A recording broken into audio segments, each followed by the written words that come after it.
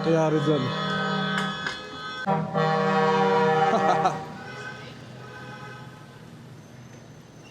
Gagalit na sila. At napakalamig today. Yeah. Tamang ano lang tayo today. What are we doing? Ano yun? Shortcut? Madami na ako napapansin na nagde-decorate eh. Katulad na ito. Dito tayo sa street na to.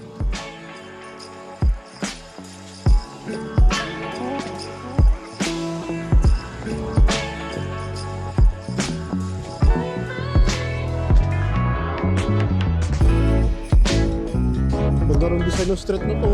Itong dito yung Christmas balls. Ang laki eh. Yeah. Tapos diretso pa tayo. Ayan, dito wala, maaga pa eh. Wala pa mga ilaw eh. Ito yung street na yun. Walang kahit anong decor. Ito rin, yung kabila na ito. Ayan. Pansin ko din dito mga amigo sa mga Christmas decor nila. I mean, in terms of Christmas light. Halos yung isa kulay, yung warm white lang. Ganun lang ang mga design. Simpleng-simple. O total, andito naman na tayo. Silipin din natin yung... Silipin din natin tong museum plain ngayon kung may nadagdag ba.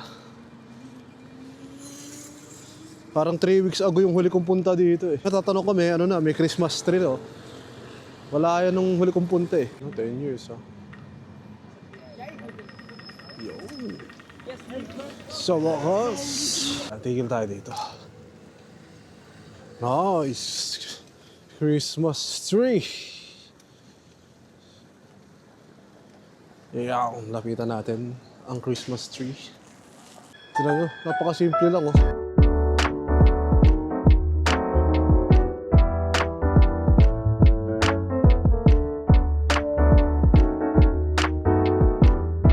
Yan na yung Christmas tree. Mas maganda yung angle dito kasi pag pinicturean mo siya, kita na yung concert ko ba. Tapos, ano pa ba nadagdag? Ito, yung mga ilaw na yan.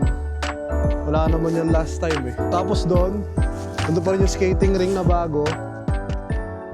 Ewan ko kung ano pa yung mga nandun.